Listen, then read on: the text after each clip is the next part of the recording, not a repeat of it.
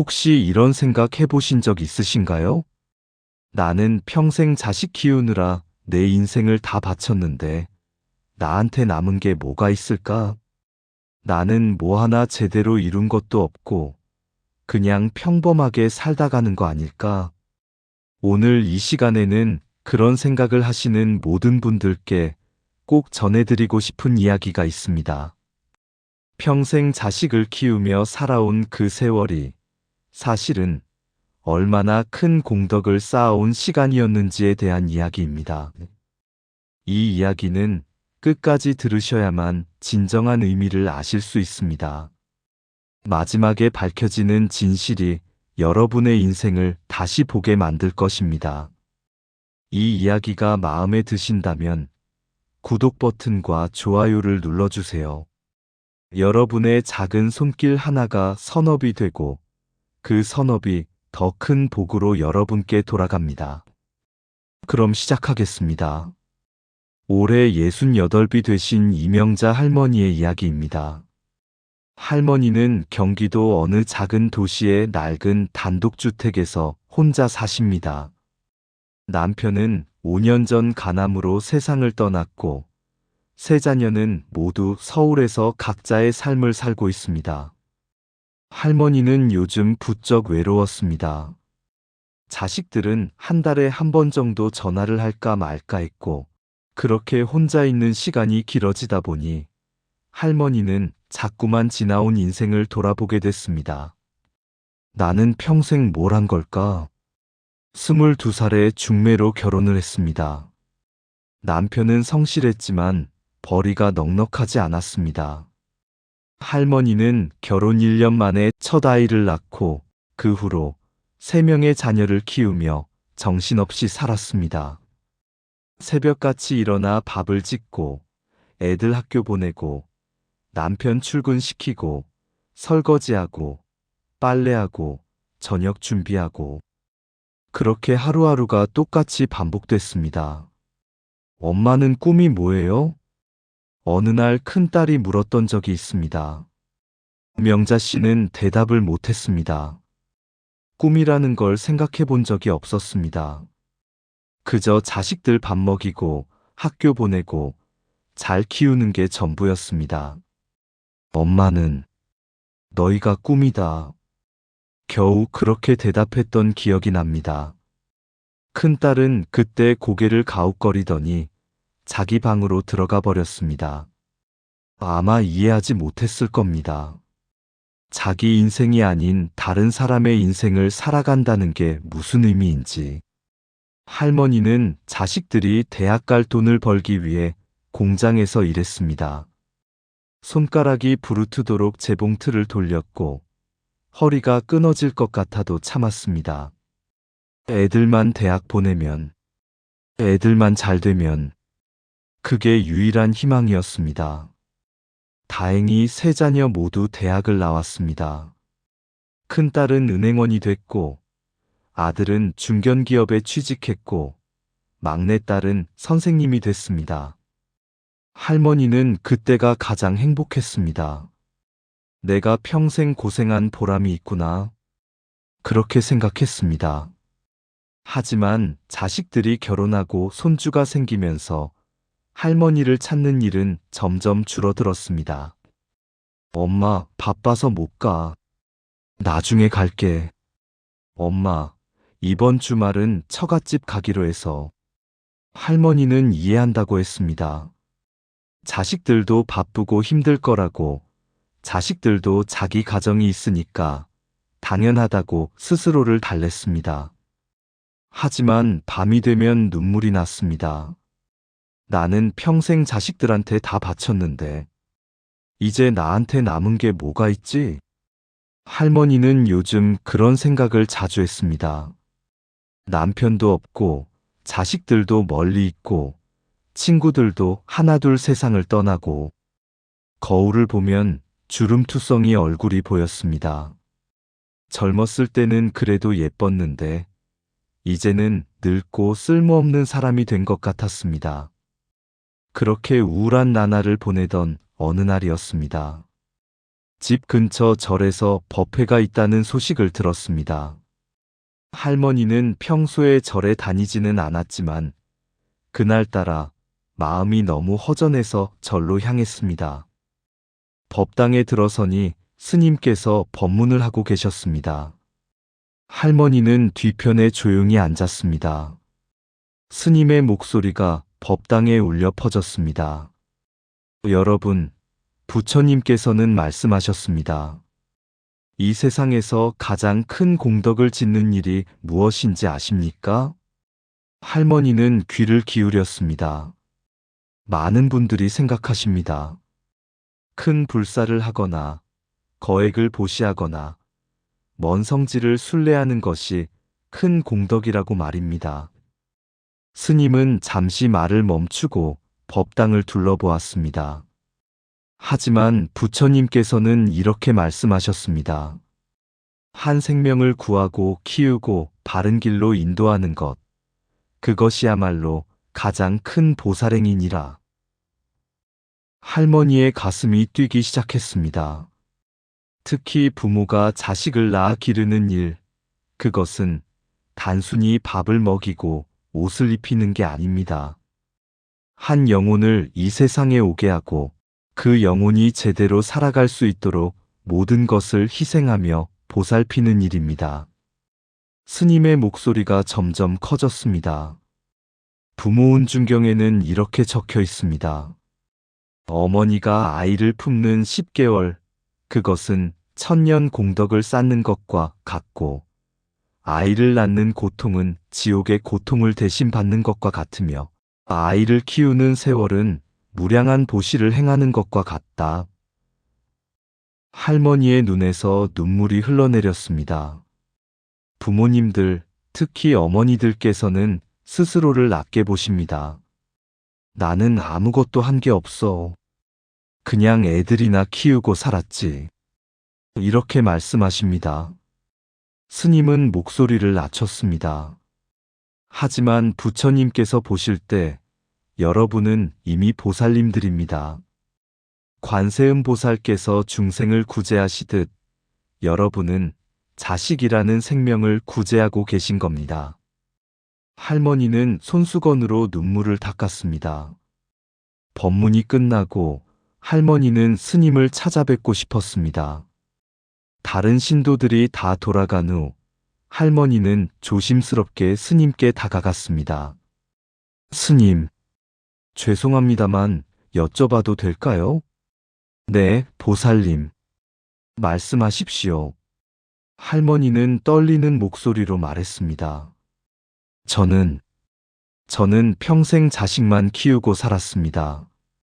3명을 키웠는데 제대로 해준 것도 없고 그저 먹이고 입히고 학교 보낸 게 전부입니다. 그게 정말 공덕이 될까요?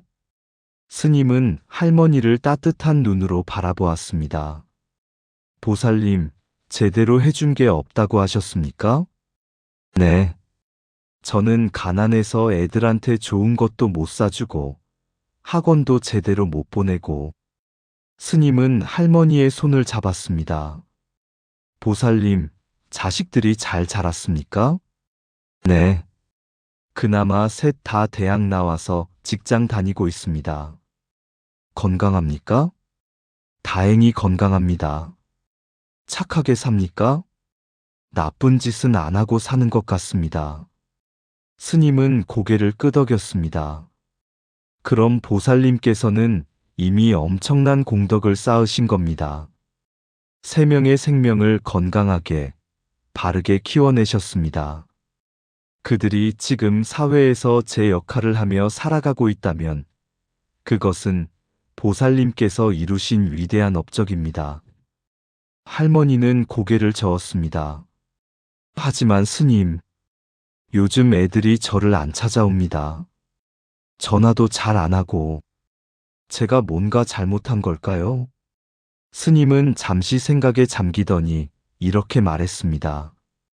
보살님, 나무를 보신 적 있으십니까? 나무는 평생 열매를 맺습니다. 봄에 꽃을 피우고 여름에 잎을 무성하게 하고 가을에 열매를 맺습니다. 그런데 그 열매는 나무 곁에 머물러 있습니까? 아니요. 떨어져서 멀리 퍼져나가지요. 그렇습니다. 그게 자연의 이치입니다. 열매는 나무에서 떨어져 멀리 가야 새로운 생명이 됩니다. 나무 곁에만 있으면 썩어버립니다. 할머니는 스님의 말을 곰곰이 생각했습니다. 자식도 마찬가지입니다. 부모 곁을 떠나 자기 삶을 사는 것, 그것이 바로 부모가 잘 키운 증거입니다. 만약 자식이 어른이 되어서도 부모 곁을 못 떠난다면 그건 오히려 문제입니다. 하지만 저는 외롭습니다. 할머니의 목소리가 떨렸습니다. 그 외로움도 공덕입니다. 스님의 말에 할머니는 놀란 얼굴로 스님을 바라봤습니다. 보살님, 부처님께서는 모든 집착을 버리라고 하셨습니다. 자식에 대한 집착도 마찬가지입니다. 보살님께서 지금 느끼는 외로움은 자식을 놓아줄 줄 아는 마음이 생기고 있다는 증거입니다. 스님은 계속 말을 이었습니다. 금강경에 이런 말씀이 있습니다. 응무소주의 생기심, 마땅히 머무는 바 없이 그 마음을 낼지어다.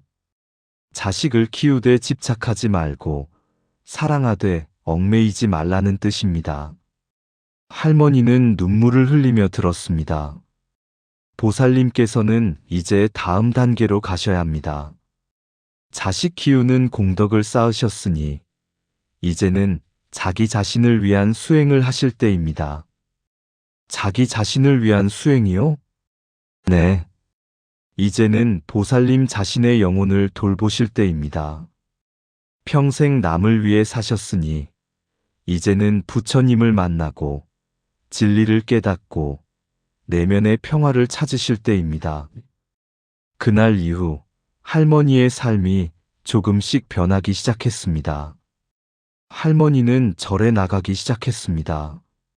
처음에는 일주일에 한 번, 그 다음에는 일주일에 2번, 나중에는 거의 매일 절에 갔습니다. 예불을 드리고 경전을 읽고 스님의 법문을 들었습니다. 그러면서 신기한 일이 일어났습니다. 자식들이 연락을 안 해도 예전처럼 섭섭하지 않았습니다. 애들도 바쁘겠지. 잘 살고 있겠지. 그렇게 생각하니 마음이 편했습니다. 그리고 할머니는 봉사활동을 시작했습니다. 절에서 운영하는 무료 급식소에서 설거지를 하고 독거노인들께 반찬을 만들어 배달했습니다. 내가 받은 것을 이제 남에게 베풀어야겠다.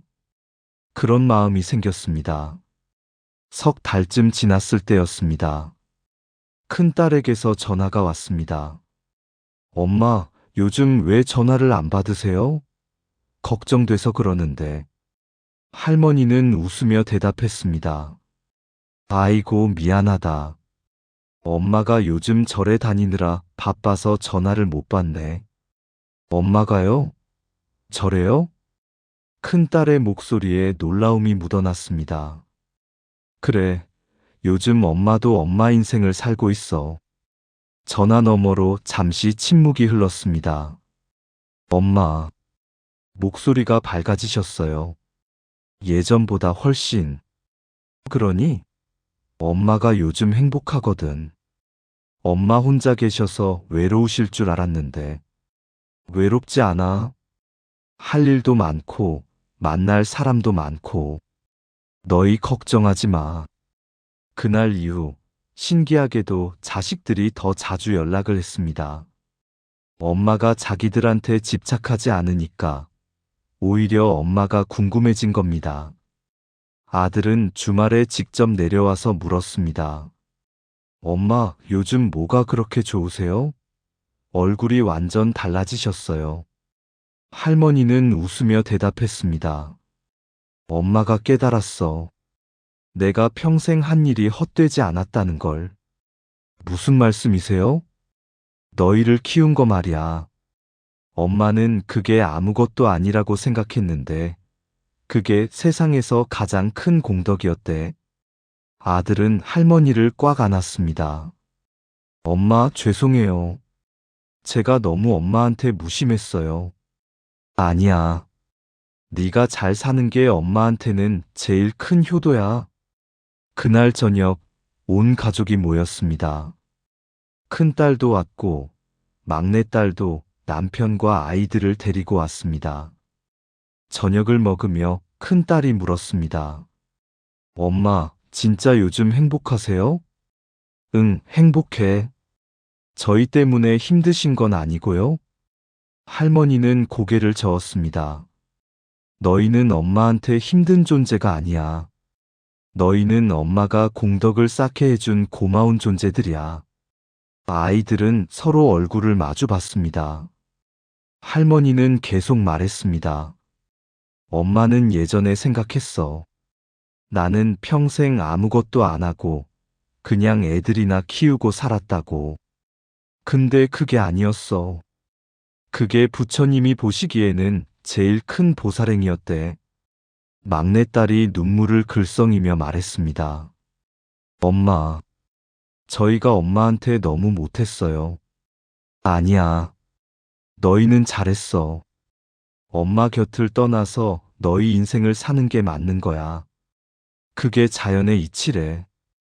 그날 밤, 자식들이 다 돌아가고 할머니는 혼자 방에 앉아 있었습니다.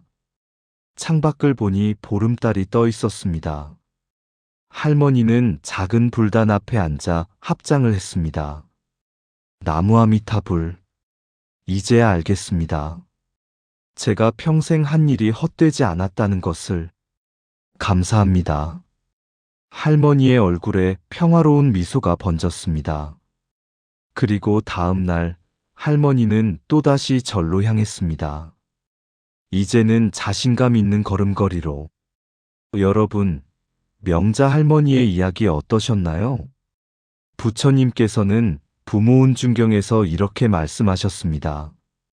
어머니가 자식을 품고 낳고 기르는 은혜는 하늘보다 높고 땅보다 넓으니 이는 무량겁을 살아도 다 갚을 수 없는 큰 은혜니라.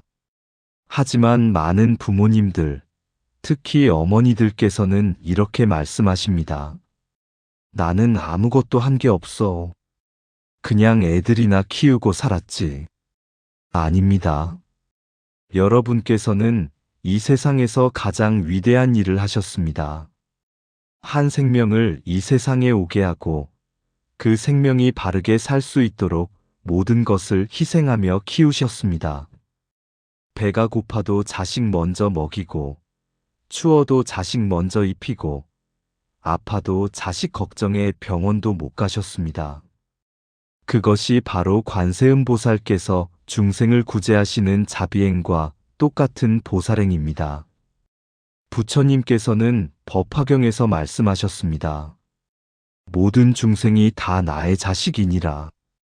부처님께서 중생을 자식처럼 사랑하시듯 여러분께서는 자식을 부처님처럼 키우신 겁니다. 아침 저녁으로 밥 짓고 빨래하고 설거지하던 그 평범한 일상 하나하나가 모두 수행이었습니다.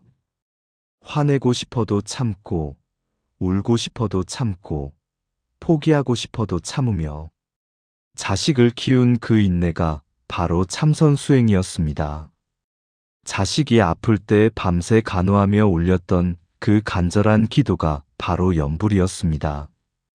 그리고 이제 자식들이 여러분의 곁을 떠나 자기 삶을 산다면 그것은 여러분께서 자식을 잘 키우셨다는 증거입니다. 외로우실 수 있습니다. 섭섭하실 수 있습니다. 하지만 그 외로움조차도 수행입니다. 집착을 놓아주는 수행, 무소유의 경지로 나아가는 수행입니다. 부처님께서는 금강경에서 말씀하셨습니다. 일체유의법 여몽환포영 여로역여전 응자겨 시관. 모든 것은 꿈과 같고 그림자와 같으니 이렇게 관찰해야 한다는 뜻입니다. 자식도 재산도 명예도 결국은 꿈과 같은 것입니다. 우리가 진정으로 가져갈 수 있는 것은 오직 우리가 쌓은 공덕뿐입니다. 여러분께서는 이미 엄청난 공덕을 쌓으셨습니다.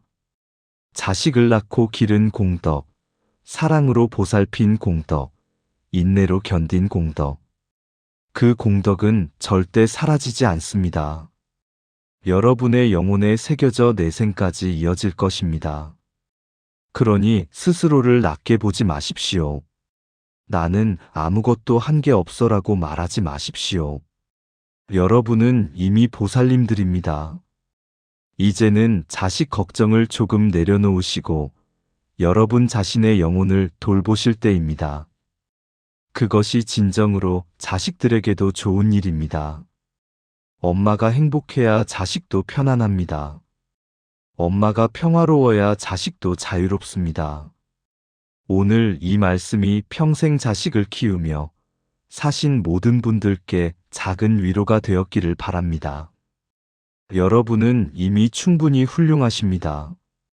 여러분은 이미 큰 공덕을 쌓으셨습니다. 이제는 당당하게 여러분 자신을 사랑하십시오. 이런 부처님의 가르침이 담긴 이야기가 더 필요하시다면 부디 구독 버튼과 좋아요를 눌러주세요. 여러분의 작은 손길이 더 많은 어머니들, 더 많은 부모님들께 위로와 깨달음을 전하는 빛이 됩니다. 법 등을 함께 밝혀주시는 여러분께 깊은 감사를 드립니다. 다음에 또 부처님의 지혜가 담긴 이야기로 찾아뵙겠습니다. 모두 건강하시고 항상 부처님의 자비가 함께 하시길 기원합니다. 나무아미타불.